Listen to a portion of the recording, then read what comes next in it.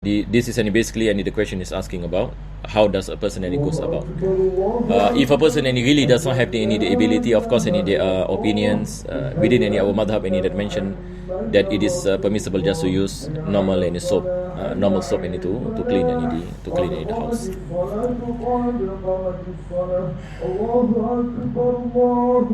Soalan yang seterusnya menanyakan, Assalamualaikum Ustaz. Waalaikumsalam.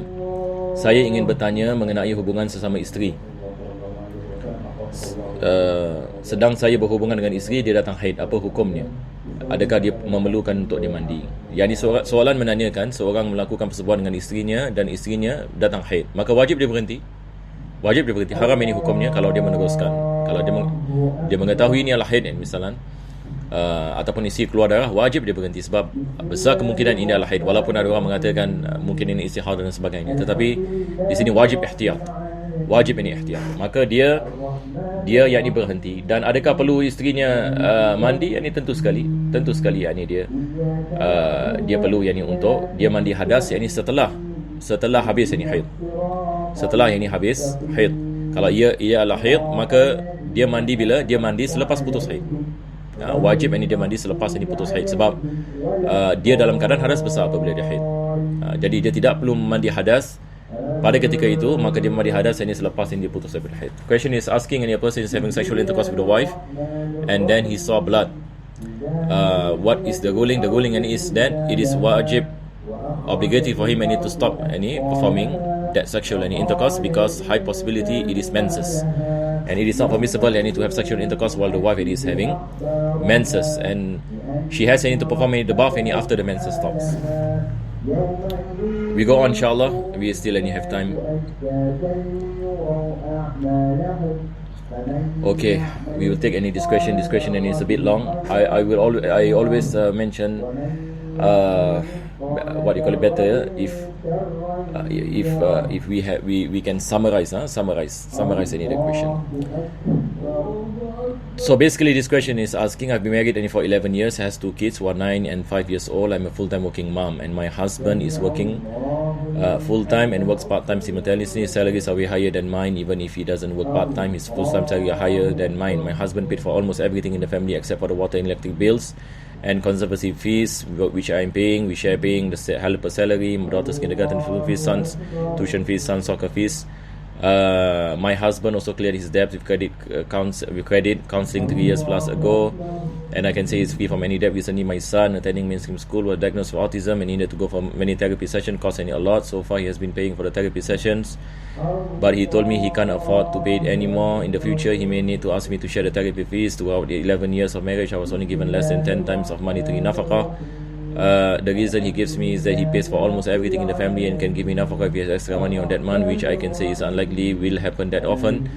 I told him I don't ask much, but I'm okay if he only gives me $50 any monthly, but I will still appreciate it. He told me he will see how, because it's tough for him to give me $50 monthly, but without fail he still gives me $500 to $50 to $100 twice a year for Hari Raya, Puasa and Haji. By the way, he earns about 700 to 800k plus from both full-time and part-time income. Is it okay for my husband not to give monetary nafaqah at all because he's paying for almost everything for the family? So the thing we have to understand, when it comes to nafaqah, it is not necessary that your husband pay you money. Not necessary. What is necessary is that the husband provide for you. So nafaqah, for example, for the wife is the husband provide for the wife food, clothing and housing. So if your husband is paying for the food, if your husband is paying for your for your clothing and for your accessories for example, and likewise he's paying for the house, so he has paid the nafaqah. He has paid the nafaqah. So it doesn't mean that he must give you money.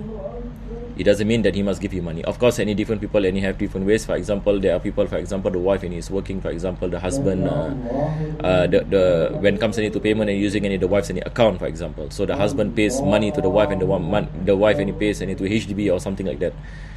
That is a different situation. But when it comes to nafaqah, we have to understand what is wajib, it's in terms of food, in terms of clothing, in terms of housing, all these accessories.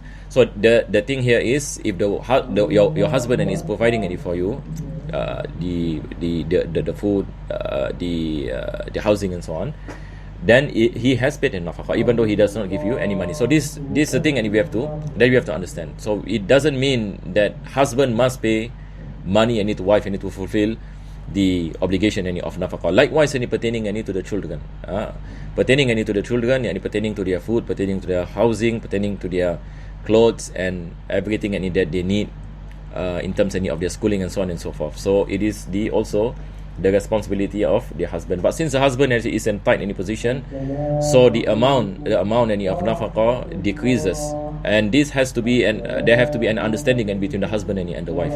Since the wife is also working, husband is working, husband is facing any difficulties, husband is telling the wife, why not we share on certain things which I cannot afford. If the wife is agreeable, then khalas, there is no issue. There is no issue. If you are agreeable that you want to share and so on and so forth, there is no issue. But if the wife insists, and if, for example, it is not enough, the husband is not paying for the house, the husband is not paying for the food, for example, if the husband is not paying for anything at all, if the husband is not paying anything at all, and he has the means to do so, then he is sinful. Then he is sinful, and the wife can lodge a complaint to the court. That the husband has not been providing, has not been providing. But in the situation where the husband is in a tight position, and the husband is providing, but only maybe part of what is obligatory, because he does not have the means to do so, and he's asking the wife for help. So there is no harm for the wife to come in and help. So is it any sinful? No, it is not any sinful. But at the end of the day, what is any important? There must be an understanding between the husband and the wife. So basically, in Islam, if the wife is pleased with the situation, there is no issue, because it is based nafaqah. Remember this, nafaqah is based on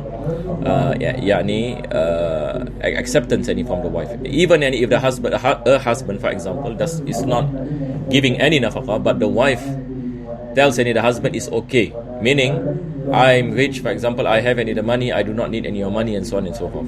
Is the husband sinful? The husband is not sinful, because nafaqah is the haq is the the obligation for the wife. If the wife says no need to give me anything, the husband is not sinful. So everything goes back to the common understanding with the husband and wife. The problem will come if the wife is not pleased with the situation. The wife is not pleased with the situation, and the husband does not fulfill his obligation of nafaqah. Then the wife can lodge a complaint if she wants to. But if she say that we will try our best to fix the problems in our family, and since we have children and expenses are high and so on, especially in these times and so on, then that is better in the sense that we can work out some solution together, husband and wife, to solve the problems that we are facing.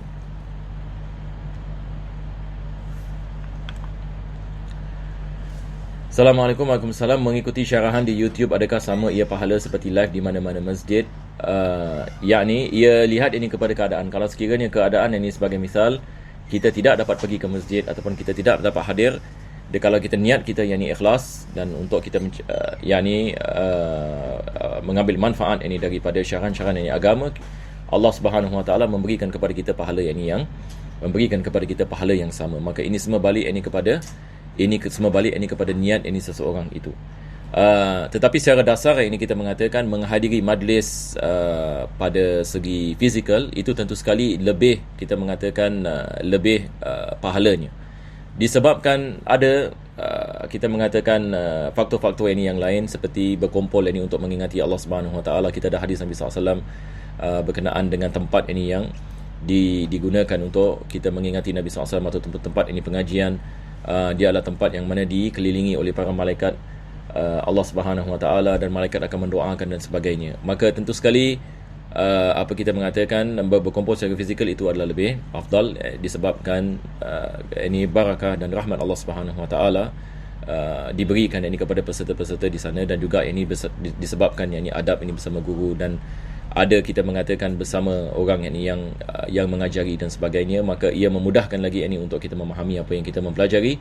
Akan tetapi kalau sekiranya keadaan yang mana kita tidak dapat melakukan sedemikian, maka kita tetap mendapatkan pahala dan manfaat. Ini tentu sekali dalam segi manfaat adalah perkara yang sama, tetapi dalam segi pahala, insya-Allah kalau niat kita ikhlas kerana Allah SWT, Allah akan memberikan kepada kita pahala yang sama, bahkan mungkin dalam keadaan-keadaan tertentu pahala yang lebih diberikan oleh Allah Subhanahu Wa Taala kepada mereka-mereka yang hati mereka penuh dengan keazaman untuk mendapatkan manfaat daripada kuliah-kuliah agama. Mudah-mudahan Allah berikan kepada kita taufiq dan hidayah. Wa sallallahu ala sayyidina Muhammadin wa ala alihi wasallam. Rabbana atina fid dunya hasanah fil akhirati hasanah wa qina azabannar. Sallallahu ala sayyidina Muhammadin wa ala alihi wasallam.